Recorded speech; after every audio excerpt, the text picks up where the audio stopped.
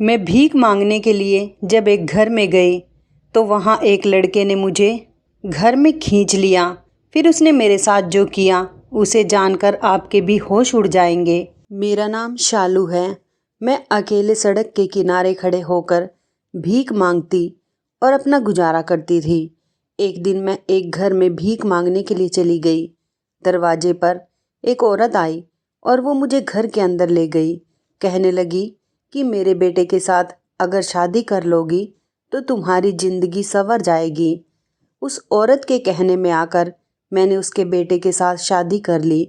उस औरत ने शादी के 2 महीने बाद मुझसे कहा कि मेरे बेटे ने एक मन्नत मांगी थी कि वो अपनी पत्नी से पूरे 3 महीने तक नहीं मिलेगा और ना ही उसको देखेगा। मैंने जिस दिन अपने पति से शादी की थी सिर्फ उसी दिन उसको देखा था। मेरा पति मेरे सामने ही नहीं आता था। मैं एक दिन अपने पति के कमरे में छिप गई और जैसे ही मैंने उसकी शक्ल देखी तो उसे देखते ही मेरे पैरों तले से ज़मीन निकल गई थी। रोज की तरह आज भी मैं सड़क के किनारे खड़े होकर भीख मांग रही थी। कभी कभी जब मुझे सड़क के किनारे ज़्यादा भीख नहीं मिलती थी तो मैं लोगों के घरों में भी उनके दरवाजे पर दस्तक देकर भीख मांगती थी। मैंने जब एक घर का दरवाज़ा खटखटाया तो एक लड़का निकला। मैंने अभी कुछ कहा भी नहीं था कि अचानक वो लड़का मेरा हाथ पकड़कर कहने लगा, जल्दी से अंदर आ जाओ। मैंने उसे अंदर जाने से इनकार कर दिया और अपना हाथ उसके हाथ से छुड़ा लिया और वहाँ से भागकर गली के नुक्कड़ तक चली आई। पीछे देखने की मेरी हिम्मत ही नहीं हो रही थी। मैं बहुत छोटी थी जब मेरे माता पिता मुझे इस दुनिया में छोड़कर चले गए थे। मेरी माँ तो मेरे जन्म के टाइम पर ही मर गई थी। मेरा कोई भाई बहन भी नहीं था। लेकिन मेरे पिता की अचानक तबीयत खराब हो गई थी। मेरे पिता शराब पीते थे, इसलिए उनकी अचानक तबीयत खराब हुई। मेरी दादी ने उनका इलाज कराने से साफ इनकार कर दिया। उनका कहना था कि जब ये कुछ कमाता ही नहीं है तो इसके साथ चाहे जो हो, मैं इस पर 1 रुपया भी नहीं खर्च करूँगी। अगर उनको सही टाइम पर इलाज मिल गया होता तो शायद आज वो जिंदा होते। वैसे भी ज़िंदगी और मौत का फैसला तो भगवान के हाथ में है, मगर इसका ये मतलब नहीं कि हम किसी भी बीमार का ये सोचकर इलाज ना कराएं कि कुछ कमाता नहीं था। अगर मेरे पिता ठीक हो जाते तो ज़रूर वो सुधर जाते और किसी अच्छे काम पर लग जाते। मेरी दादी को मेरे पिता का इलाज करवाना चाहिए था। आखिरकार वो उनके बेटे थे, क्योंकि भगवान को भी वो लोग पसंद होते हैं जो कि किसी की मदद करते हैं। मगर यहाँ ऐसा कुछ नहीं हुआ था। मेरी दादी और चाची ने मेरे चाचा से भी मेरे पिता का इलाज करवाने के लिए मना कर दिया था और मेरे पिताजी का हिस्सा मेरे चाचा को देने का लालच दिया था कि अच्छा है, ये शराबी मर जाएगा तो इसके हिस्से की जायदाद तेरे नाम हो जाएगी। उन लोगों ने मेरे पिता के मरने के बाद मेरे साथ भी गलत सलूक करना शुरू कर दिया था। वो कहते हैं ना कि हमसे जुड़े हुए रिश्तों का अंदाज हमारे अपनों के जाने से पहले ही बदल जाते हैं। लोगों का कहना था कि मेरे पिता शराब पीने की वजह से मर गए थे, लेकिन मैं अच्छी तरह से जानती थी कि मेरे पिताजी शराब की वजह से नहीं बल्कि अपने परिवार के लिए दिन रात कमाई करते। और जब उनको ऐसा लगा कि अपने परिवार के लिए दिन रात मेहनत करने के बाद भी मुझे कुछ वसूल नहीं होता, इस गम में आकर उन्होंने शराब पीना शुरू कर दिया और यही उनकी मौत की वजह थी। मेरी दादी मेरे चाचा से बहुत प्यार करती थी क्योंकि उनके पास बेटे थे और उनकी अच्छी नौकरी थी, जबकि मेरे पिता तो एक मामूली से चौकीदार थे। मेरी दादी बहुत लालची औरत थी। उनको हमेशा पैसों से ही प्यार था। मेरे पिता उनके बड़े बेटे थे। उन्होंने कभी अपने बड़े बेटे से प्यार नहीं किया। मेरे पिताजी जब जिंदा थे तो उन्होंने मुझे बताया था कि मेरी तुम्हारी माँ के साथ लव मैरिज हुई थी। तुम्हारी माँ को मरे हुए पूरे 8 साल हो गए और मैं आज भी तुम्हारी माँ को नहीं भूल पाया हूँ। मैं आज भी उससे पहले जितनी ही मोहब्बत करता हूँ और इस पसंद की शादी पर वो दोनों इतनी जल्दी अलग हो जाएंगे, इस बारे में ना तो कभी मेरी माँ ने सोचा था और ना ही कभी मेरे पिताजी ने। यही वजह थी कि मेरी माँ के मरने के बाद कभी मेरे पिताजी ने दूसरी शादी नहीं की। मेरी माँ मुझे मेरे पिता की गोद में छोड़कर मर गई थी। मेरे पिता ने मेरी ही खातिर दूसरी शादी नहीं की थी। उनका कहना था कि मैं अपनी बेटी को खुद संभाल लूँगा, खुद पाल लूँगा, लेकिन किसी दूसरी औरत के हवाले कभी नहीं करूँगा। बचपन से ही मेरी दादी और चाची ने मेरी माँ के ना होने का मुझसे फ़ायदा उठाया था। उन्होंने कभी मुझे प्यार मोहब्बत की नज़र से नहीं देखा था। मेरा जो काम करते मेरे पिताजी ही किया करते थे। उन लोगों को बस मेरे पिताजी के मरने का ही इंतज़ार था। वो लोग मुझे बिल्कुल भी पसंद नहीं करते थे। पिताजी के मरने के बाद ही उन्होंने मुझे घर से निकाल दिया। पिताजी के मरते ही उन्होंने इस काम को भी अंजाम दे दिया। मैं उस टाइम 9 साल की थी। मैंने अपने ऊपर जुर्म होते हुए देखा था, लेकिन मैं किसी से कुछ कह नहीं पाई थी। मैंने अपनी दादी और चाची का एक अलग ही रूप देखा था। वो लोग मुझसे घर के सारे काम करवाया करते थे। पढ़ने लिखने की उम्र में उन्होंने मुझे खाना पकाने पर डाल दिया था। उन दिनों मुझे अपने अपनों की ज़रूरत थी, लेकिन मेरे अपनों ने ही मेरे पिता के मरने के बाद मेरी ज़िंदगी बर्बाद करने के बारे में सोच लिया था। उन्होंने ये भी नहीं सोचा कि मैं उनका सारा घर संभाल रही हूँ, तो ज़रूरत पड़ने पर वो मेरा भी साथ दे और मेरी फ़िक्र करे। आखिरकार मैं उनके ही घर की तो बेटी थी, तो उन्हें भी मेरा ख्याल करना चाहिए था, क्योंकि मैं अपनी माँ की मोहब्बत तो कभी पा न सकी थी। मेरे पिता के सामने तो किसी की मजाल नहीं होती थी कि मुझसे ऊंची आवाज़ में भी बात कर सके। मेरे पिताजी ने हमेशा मुझसे बहुत प्यार किया था। वो मेरा अपना घर होते हुए भी अपना नहीं था। मेरी चाची देखने में तो बहुत खूबसूरत थी, लेकिन मुझे उतनी ही ज़्यादा बदसूरत लगती थी, क्योंकि कभी उन्होंने मुझे अच्छा नहीं समझा था। इसकी वजह बस यही थी कि उन्होंने कभी मुझ जैसी मासूम लड़की पर तरस नहीं खाया था। उन्होंने मेरी माँ की हर चीज़ पर कब्जा कर लिया था। मेरी माँ का सामान, मेरी माँ का कमरा और वो सब उन्होंने अपने हिस्से में ले लिया था। जब पिताजी जिंदा थे तो अपनी माँ का सामान मैं इस्तेमाल करती थी और दादी ने भी खुशी खुशी उन्हें सब कुछ सौंप दिया था। लेकिन पिताजी के मरने के बाद तो मेरी दादी और चाची ने मेरा जीना दुश्वार करके रख दिया था। इस घर की किसी चीज़ पर मेरा कोई हक नहीं था। मुझे नौकरों की तरह ट्रीट किया जाता था। नौकरों की तरह ही रूखा सूखा बचा हुआ खाना मुझे दे दिया जाता था। मेरे चाचा भी ये सब कुछ खामोशी से देखते रहते थे। मेरी दादी का कहना था कि मेरा छोटा बेटा ज़्यादा पैसे कमाता है, इसलिए इस घर पर ज़्यादा हक उसका ही है। मेरी चाची के 2 बेटे थे, इसलिए मेरी दादी चाची को इतना प्यार करती थी कि जैसे इस दुनिया में उनके जैसी कोई औरत ही नहीं है। मगर मेरी चाची कितनी बदतमीज और बुरी औरत थी, ये सब कुछ तो मैं ही जानती थी। इतनी छोटी सी उम्र में ही मुझे लोगों के चेहरे पढ़ने आ गए थे। ये समझ आ गई थी कि इस ज़माने में कोई किसी का नहीं है। एक इंसान के चेहरे पर कितने नकाब होते हैं और समय बदलने पर वो कितने रूप बदल लेता है। और ये सब कुछ मैंने कहीं और से नहीं, बल्कि अपने ही परिवार से सीखा था। अपने ही घर में रहने वाले लोगों से सीखा था, जो कि सिर्फ नाम के ही मेरे अपने थे। बाकी तो कोई मुझे प्यार की नज़र से भी देखता नहीं था। चाची ने पिताजी के मरने के बाद घर की हर चीज़ पर अपना हक जताना शुरू कर दिया था और घर की हर चीज़ अपने हिस्से में कर ली थी। दादी तो चाची के ऐसा करने पर बस खामोश ही रहती थी, बल्कि उनका साथ भी देती थी। घर में कोई भी काम मेरी चाची की मर्जी के खिलाफ नहीं होता था। चाचा जी भी चाची से बहुत डरते थे और यही वजह थी कि मेरी ज़िंदगी खराब होती चली जा रही थी। मुझे पढ़ाई लिखाई करने का बहुत शौक़ था। जब मेरे पिताजी जिंदा थे तो अपनी कमाई से वो मुझे स्कूल भेज दिया करते थे, लेकिन जिस दिन से मेरे पिताजी की मौत हुई थी उस दिन से मेरी चाची ने मेरे कंधों पर घर की जिम्मेदारियां डाल दी थी और तभी से मेरा पढ़ने लिखने का सपना भी चूर चूर होकर रह गया था। पिताजी जिंदा होते तो मेरे सारे शौक़ और सारे सपने पूरे करते, मगर यहाँ तो सब मेरे शौक़ और सपने तोड़ने पर लगे हुए थे। किसी को मेरी कोई फिक्र ही नहीं थी। भला कोई मेरी किसी चाहत को कैसे पूरा कर सकता था।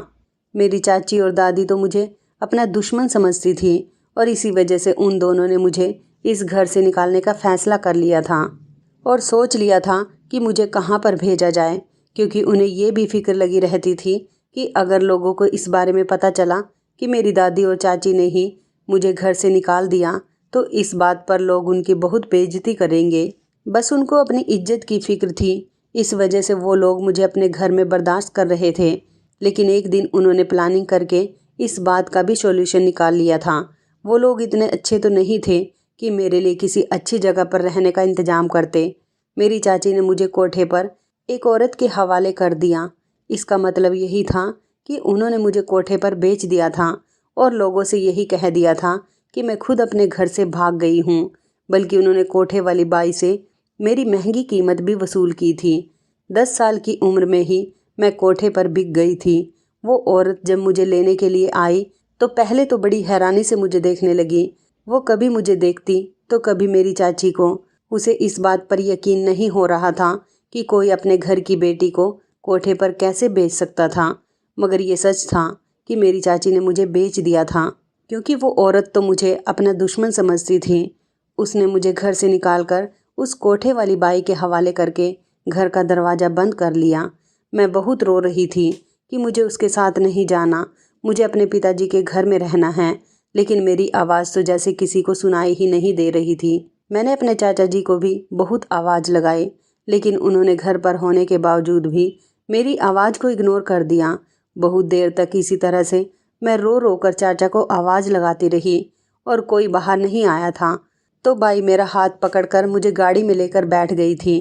उस बाई ने मुझसे कहा कि तेरा इस दुनिया में कोई नहीं है, मेरे साथ चलेगी तो फ़ायदे में रहेगी। अब मैं उसी के सहारे पर थी। वो जहाँ भी ले जाती मुझे उसकी मर्जी के मुताबिक जाना था। थोड़ी दूर गाड़ी चलने पर हम एक पुरानी सी कोठी पर पहुँच गए थे। वहाँ एक कोठी बनी हुई थी।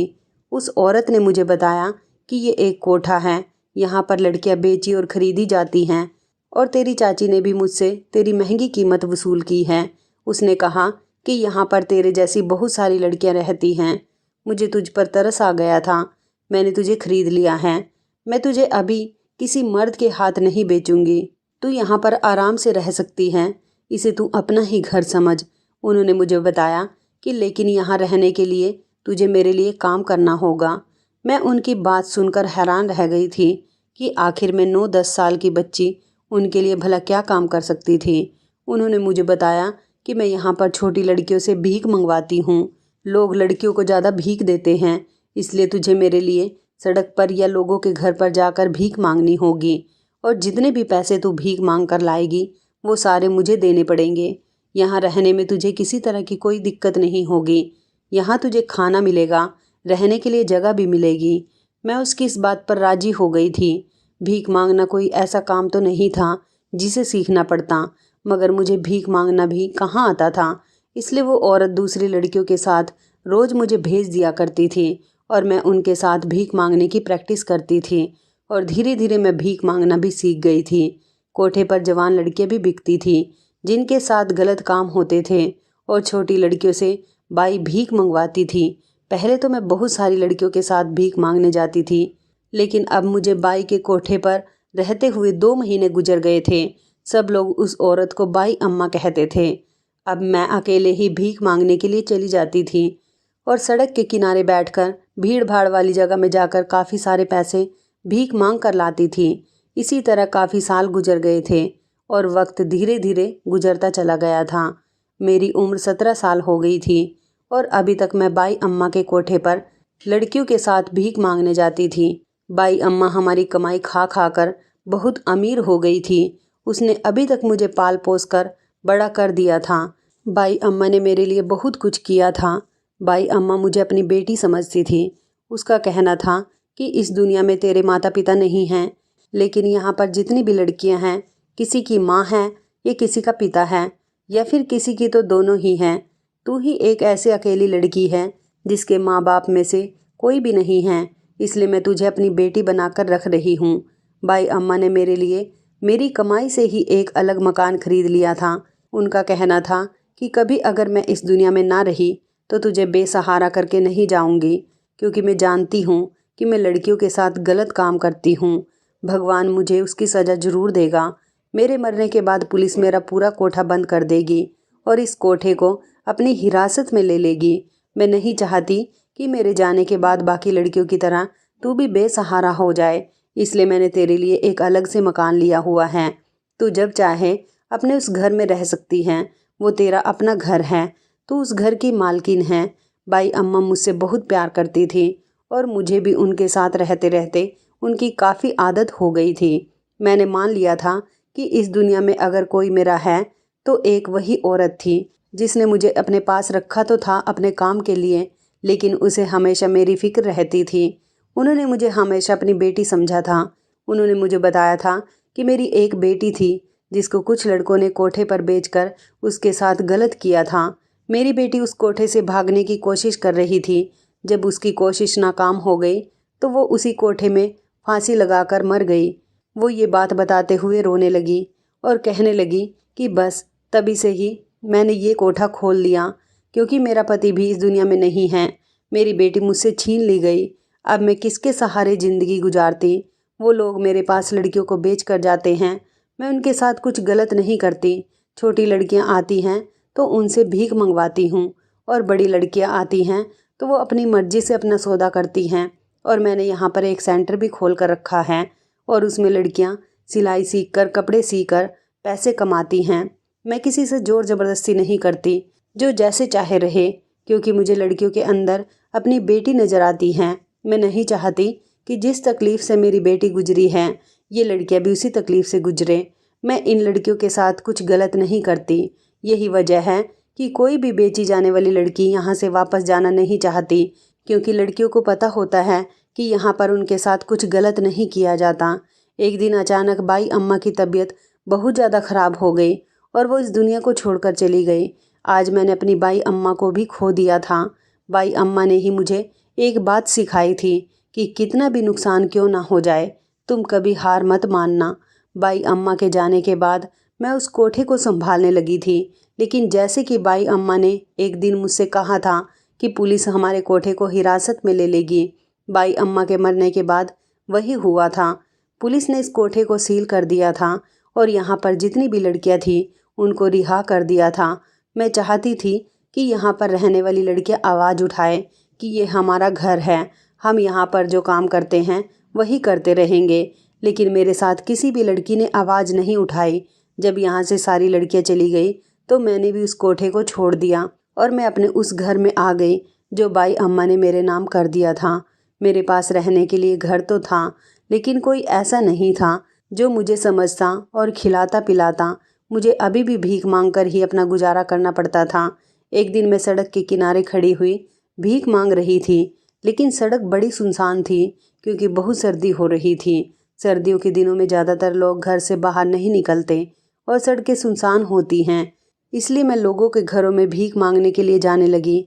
एक दिन मैं गली में बने हुए घर के अंदर भीख मांगने के लिए उसके दरवाजे पर दस्तक देने लगी। तभी एक औरत ने आकर दरवाज़ा खोला। उन्होंने मुझे अपने साथ अपने घर के अंदर आने के लिए कहा। पहले तो काफ़ी देर तक मैं सोचती रही कि मैं क्या करूं। फिर उन्होंने जब मुझे दोबारा बुलाया तो मैंने अंदर जाने की हिम्मत की और आगे बढ़कर उनके साथ अंदर चली गई। वहां पर जाकर उन्होंने मुझे सोफे पर बैठा दिया और खुद भी मेरे सामने बैठ गए। घर तो काफ़ी खूबसूरत सा बना हुआ था। ऐसा घर आज तक मैंने सिर्फ बाहर से ही देखा था, क्योंकि हम दरवाजे से ही भीख मांगकर वापस लौट जाया करते थे। कभी घर के अंदर जाने का मौका ही नहीं मिला था। आज मुझे पहली बार ये मौका मिला था और इस घर को देखकर मुझे बड़ी हैरानी हो रही थी कि लोग इतने अच्छे घर में भी रहते हैं। मेरे सामने बैठी हुई औरत जो मुझे अपने साथ घर के अंदर लेकर आई थी, लेकिन उसके बाद उन्होंने मुझे जो बात कही उसे सुनकर मेरे पैरों तले से ज़मीन निकल गई थी। मुझे तो ऐसा लग रहा था जैसे मैं अपने होश में नहीं हूँ। उन्होंने मुझे कहा कि क्या तुम मेरे बेटे से शादी कर सकती हो। मुझे उनका ये सवाल सुनकर बड़ी हैरानी हुई थी। मैंने तो सोचा था कि उन्होंने मुझे खाना देने के लिए घर के अंदर बुला लिया होगा। मुझे नहीं पता था कि वो मुझे इतना बड़ा ऑफ़र दे सकती हैं, जिसके बारे में मैंने कभी सोचा भी नहीं था। मुझे लगा कि शायद मैंने गलत सुना होगा। कंफर्म करने के लिए मैंने दोबारा से उनसे उनकी बात दोहराने के लिए कहा। जब उन्होंने दोबारा से मुझे अपने बेटे से शादी की ऑफ़र दी तो मैंने बिना सोचे समझे ही शादी के लिए हाँ कर दी थी। वो जो भी था, जैसा भी था, मेरी उससे शादी होने वाली थी और यही बात मेरे लिए काफ़ी थी। इसके अलावा उस वक्त मैंने कुछ भी नहीं सोचा था और फ़ौरन ही मैं शादी करने के लिए तैयार हो गई थी। मेरे बस हाँ कहने की देर थी और उस औरत ने कहा कि तुम्हें अब हमारे घर पर ही रहना होगा। उन्होंने कहा था कि यहाँ पर तुम्हें सब कुछ मिलेगा। अगर तुम अपने घर से कोई चीज़ लेकर आना चाहती हो तो ला सकती हो। उन्होंने कहा कि कल सुबह ही तुम्हारी मेरे बेटे के साथ शादी है। उस औरत की इतनी जल्दबाजी पर मुझे बड़ी हैरानी हो रही थी, मगर फिर मैंने इस बात को इग्नोर कर दिया था। मैं अपने घर जाकर वहाँ से अपना एक बैग उठाकर ले आई थी जिसमें मेरे कुछ कपड़े और ज़रूरत का सामान था। मैं अपना सामान लेकर वापस उसी औरत के घर पर आ गई थी। उस औरत ने मुझे अपने घर पर रहने के लिए एक अलग से रूम दिया था और कहा था कि अब तुम इस रूम में रहोगी। वो रूम भी उस घर की तरह ही खूबसूरत था। मुझे अपनी आंखों पर यकीन नहीं हो रहा था कि मैं इतने बड़े घर की बहू बनने जा रही थी। मुझे अपनी किस्मत पर अभी तक यकीन नहीं हो रहा था, मगर वो औरत अपने बेटे की शादी मुझसे क्यों करवा रही थी, ये बात मेरी समझ में नहीं आ रही थी। मैं तो एक आम सी भीख मांगने वाली लड़की थी। वो औरत चाहती तो अपने बेटे की शादी किसी बड़े और अमीर परिवार की बेटी से भी करवा सकती थी। उसे मैं ही क्यों पसंद आई थी, ये बात मेरी समझ नहीं आ रही थी, जबकि वो तो मेरे बारे में कुछ जानती भी नहीं थी। मगर मैंने इस बात को इग्नोर कर दिया और सोचा कि मुझे क्या मतलब, मुझे तो बस अपनी आने वाली ज़िंदगी के बारे में सोचना चाहिए। कब तक मैं अकेली भीख मांगती रहती। पहले की बात और थी, बाई अम्मा ने मुझे इतना बड़ा कर दिया था, लेकिन अब उस घर में मेरा अकेले रहना भी तो ठीक नहीं था। ऐसे में मुझे उस औरत का ऑफ़र ही बेहतर लगा था।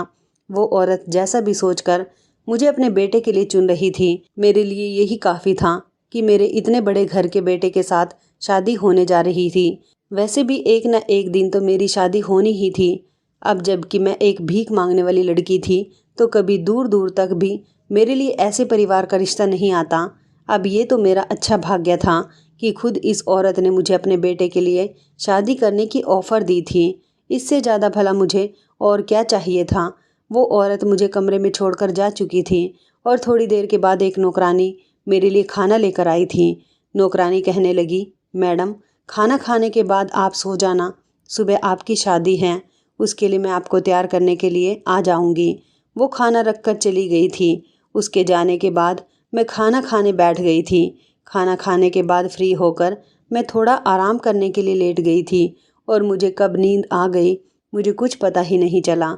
जब मैं सोई तो मेरी अगली सुबह ही आँख खुली थी। सुबह के लगभग 9 बज रहे थे। तभी वो औरत मेरे कमरे में आई और उसने मुझे जगाया। मैं घबरा कर उठ गई। मैंने देखा कि उसके साथ तो एक नौकरानी भी थी। वो मुझे तैयार करने के लिए आई थी और उसके पास दुल्हन के कपड़े भी मौजूद थे। तभी अचानक से मेरे कमरे में एक और नौकरानी आई। वो मेरे लिए नाश्ता लेकर आई थी। उस औरत ने कहा कि नाश्ता करने के बाद तुम तैयार हो जाना, इस सामान में तुम्हारे दुल्हन बनने का सारा सामान है। वो तो मुझे सब बताकर चली गई थी। उसके जाने के बाद मैंने वो सारा सामान खोल कर देखा था। उसमें कपड़ों के साथ साथ बहुत सारे कीमती जेवर भी मौजूद थे।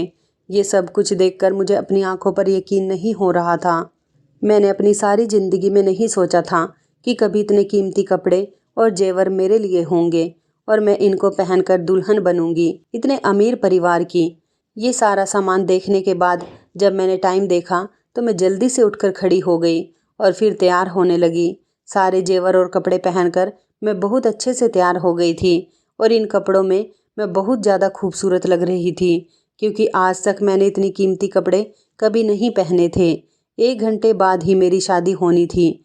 मेरे चेहरे पर घूंघट डाल दिया गया था और मेरी शादी की सारी रस्में कर दी गई थी। मेरी शादी जिससे हुई थी उसको तो मैंने अभी तक देखा ही नहीं था। वो लड़का कैसा था, कौन था, इसके बारे में अब तक मुझे कुछ पता ही नहीं था।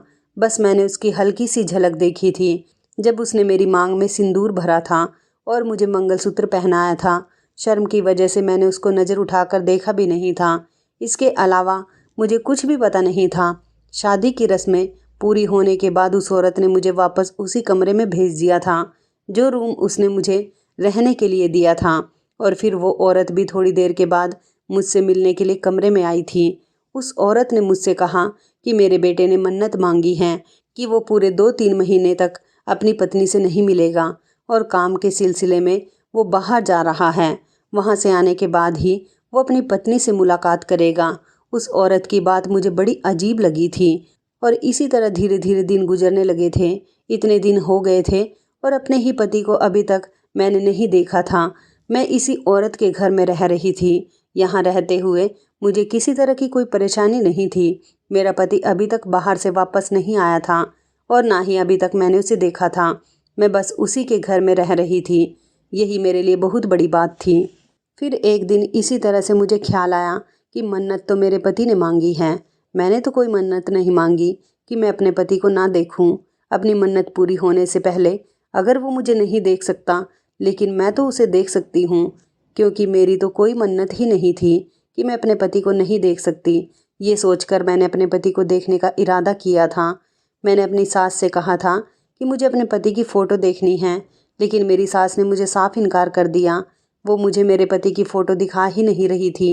एक दिन मैं अपनी सास के कमरे में जाकर छुप गई ताकि उनके कमरे की तलाशी ले सकूं और मेरे हाथ मेरे पति का कोई फ़ोटो ही लग जाए। मैंने सोचा था कि फ़ोटो देखने के बाद मैं अपनी सास के कमरे से निकल जाऊंगी। मैं तो अपनी सास के कमरे में छुपकर अपने पति का फ़ोटो ढूंढ रही थी, लेकिन तभी अचानक मुझे लगा कि कमरे में कोई आ रहा है। मैं जल्दी से एक अलमारी के पीछे छुप गई कि कहीं मेरी सास ने मुझे देख लिया तो वो ना जाने मेरे बारे में क्या सोचेंगी। लेकिन जो इंसान कमरे में आया था वो मेरी सास नहीं थी, बल्कि किसी लड़के के बोलने की आवाज़ थी।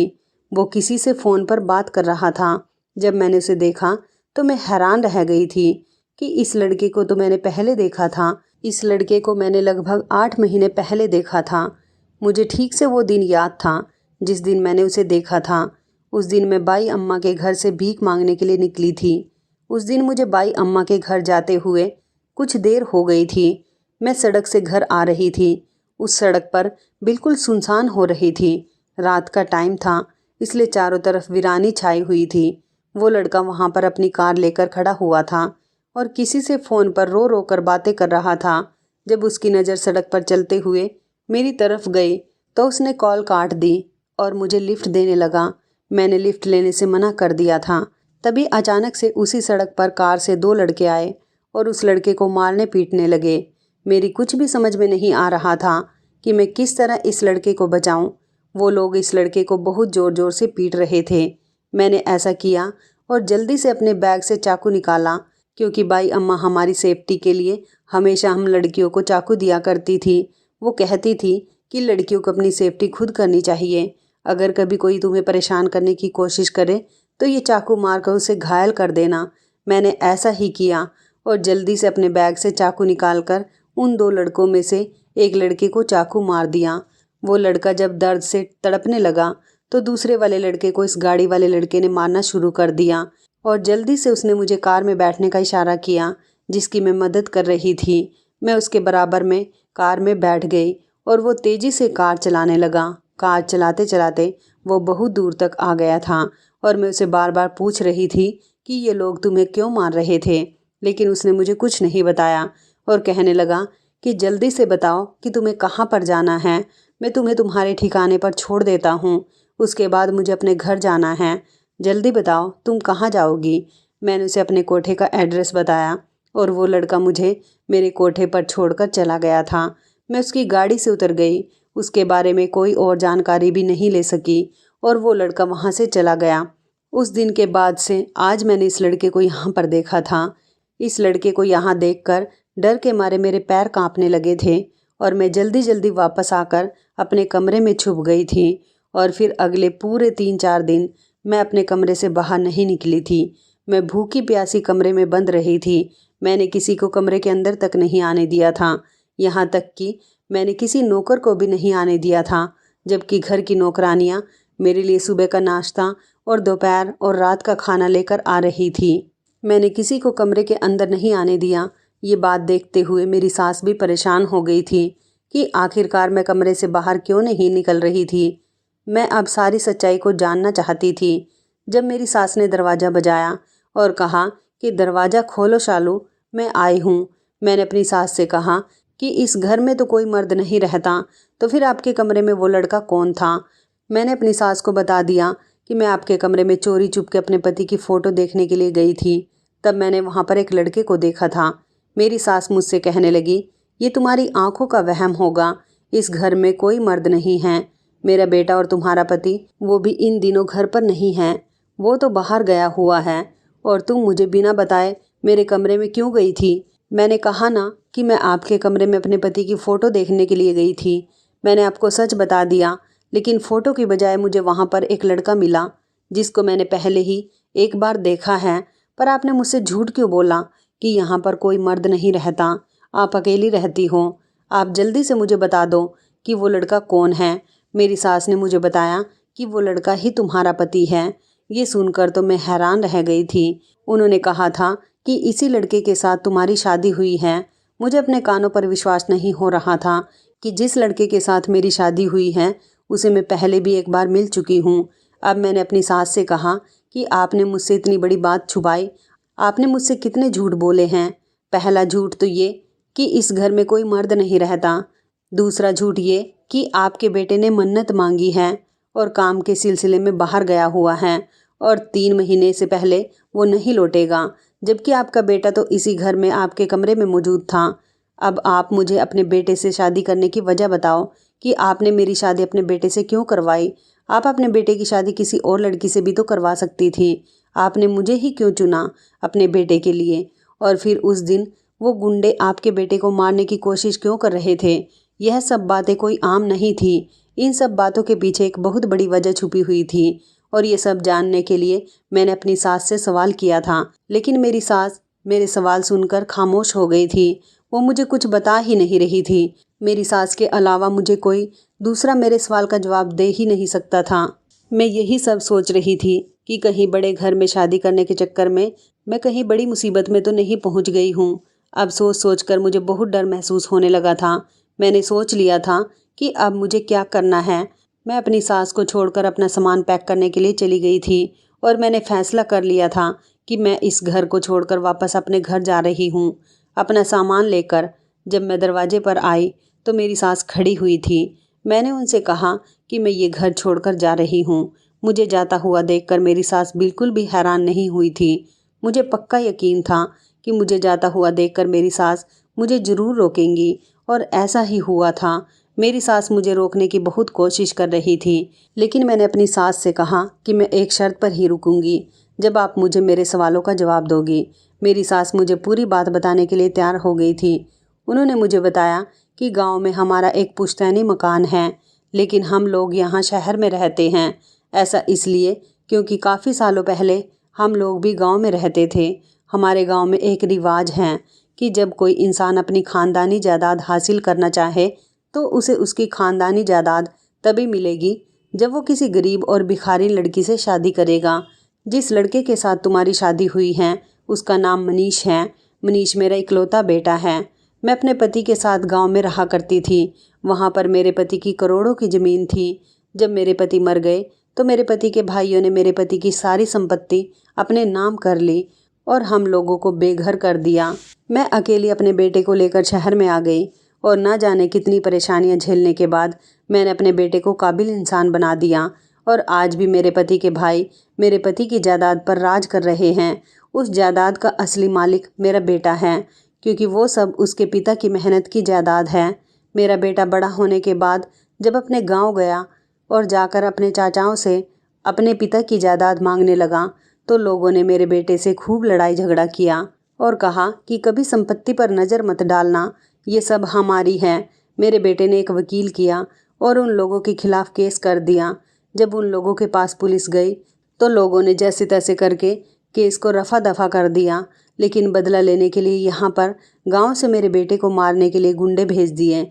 उन लोगों ने मेरे बेटे को मारने की बहुत कोशिश की, लेकिन मेरा बेटा अपनी जायदाद हासिल नहीं कर पा रहा था। इसी सब का तोड़ करने के लिए मेरा बेटा गांव गया। सुना था कि गांव में सरपंच जी का बहुत सख्त कानून चलता है। सब लोग सरपंच जी के पास अपनी परेशानी लेकर जाते हैं। जब मेरा बेटा गांव के सरपंच के पास अपनी परेशानी लेकर गया तो सरपंच ने कहा कि तुम्हें अगर अपने पिता की सालों पुरानी जायदाद को हासिल करना है तो तुम्हें उसके लिए किसी गरीब या फिर भीख मांगने वाली लड़की से शादी करनी होगी और शादी का प्रूफ हमें देना होगा। उसके बाद वो सारी जायदाद तुम्हारे नाम करवा दी जाएगी, क्योंकि हमारे गांव का नियम है, हमारे गांव की ज़मीनों की जायदाद का मालिक वही इंसान होता है जो अमीर होते हुए भी किसी गरीब लड़की को अपने घर में इज्जत दे, उसे मान सम्मान के साथ रखे और उससे शादी करे। यही वजह थी कि मैंने तुम्हें अपने बेटे के लिए चुना और तुम्हारी शादी उसके साथ कर दी। शादी करने के बाद मेरा बेटा अपनी शादी का प्रूफ देने के लिए गांव के सरपंच के पास गया। गांव के सरपंच ने मेरे बेटे को पहले ही 3 महीने का टाइम दिया था कि 3 महीने पूरे होने के बाद तुम्हारी जायदाद तुम्हारे हवाले कर दी जाएगी। मेरे बेटे की जायदाद अभी उसके हवाले नहीं की गई। वो यहीं पर रहता है और अपनी जायदाद हासिल करने के लिए क्या कुछ कोशिश नहीं कर रहा। ऐसा नहीं है कि तुम्हारे साथ नाइंसाफ़ी की गई है। तुम मेरे बेटे की पत्नी हो, तुम ही मेरे बेटे की पत्नी रहोगी। मेरे बेटे ने तुम्हें देखा है। जिस दिन तुमने उसकी मदद की थी, उसे उन गुंडों से बचाया था, उसी दिन से वो तुम्हें पसंद करने लगा है। और अब जब उसे पता चला कि तुम ही उसकी पत्नी हो, तो वो और भी ज़्यादा खुश हो गया और कहने लगा कि जब मेरी जायदाद मेरे हाथ में आ जाएगी, तब मैं अपनी पत्नी को सरप्राइज़ दूंगा कि मैं ही उसका पति हूँ और वो मेरी सारी जायदाद की मालकिन है। मेरे बेटे ने सोचा कि वो आधी जायदाद तुम्हारे नाम कर देगा और आधी ट्रस्ट में गरीब लोगों को दे देगा, क्योंकि तुमने मेरे बेटे की बहुत मदद की है। अगर तुम उससे शादी करने के लिए तैयार ही ना होती, तो मेरे बेटे को कभी उसकी जायदाद नहीं मिलती। ये सब सुनकर तो मेरे पैरों तले से ज़मीन निकल गई थी। मैंने पीछे पलट कर देखा तो मेरा पति भी मेरे पीछे ही खड़ा हुआ था। वो मेरे आगे हाथ जोड़कर खड़ा था, कहने लगा था कि मुझे माफ़ कर दो, मैं तुमसे बहुत प्यार करता हूँ। ये बात सच है जो तुम्हें माँ ने बताई है। अगले 24 घंटे बाद कोर्ट में जाकर मेरी सारी जायदाद मेरे चाचा मुझे वापस कर देंगे, क्योंकि मैंने गांव के कानून के हिसाब से एक भीख मांगने वाली गरीब लड़की से शादी की है। मैं तुम्हें थैंक यू बोलना चाहता हूँ, तुमने मेरा बहुत साथ दिया। यह सब सुनकर मैं हैरान रह गई थी। मैं बहुत खुश हुई थी कि मेरी ज़िंदगी में इतना बड़ा बदलाव भी आ सकता था। मैंने तो कभी सोचा भी नहीं था कि मेरे परिवार के अलावा भी कुछ लोग ऐसे हैं जो सिर्फ मुझसे नफ़रत ही नहीं करते, बल्कि मुझसे प्यार करते हैं। मेरी ज़िंदगी में बाई अम्मा के बाद मनीष एक ऐसा इंसान आया जिसने मुझे प्यार किया, वरना तो मुझे ऐसा लगता था जैसे इस दुनिया में हर इंसान मतलबी है, कोई किसी से प्यार नहीं करता, हर इंसान एक दूसरे से नफ़रत करता है। मेरी ज़िंदगी बिल्कुल बदल गई थी। मेरे पति की जायदाद मिल गई और अब मैं खुशी खुशी उसके साथ ज़िंदगी गुजार रही हूँ। तो इस कहानी के बारे में आपकी क्या राय है, कमेंट करके ज़रूर बताइएगा। दोस्तों, आपको हमारी ये कहानी कैसी लगी, आप हमें कमेंट बॉक्स में ज़रूर बताएं। यदि आपके पास भी ऐसी कोई प्यारी सी कहानी है या फिर ऐसी कोई कहानी जिससे कुछ शिक्षा मिले, तो आप हमारे साथ उसको ज़रूर शेयर करें। दोस्तों, यदि आपको हमारी ये वीडियो अच्छी लगे तो आप हमारी इस वीडियो को लाइक शेयर ज़रूर करें और ऐसी ही दिल को छू लेने वाली प्रेरणादायक कहानियाँ सुनने के लिए हमारे चैनल को भी सब्सक्राइब करें। यदि आप हमें फेसबुक पर देख रहे हैं तो आप हमारे फेसबुक पेज को लाइक और फॉलो ज़रूर करें। तो दोस्तों, फिर मिलते हैं ऐसी ही ज़बरदस्त कहानी या टिप्स के साथ नई वीडियो में। तब तक के लिए धन्यवाद। आप सभी अपना ख्याल रखना। आपका दिन शुभ व मंगलमय हो।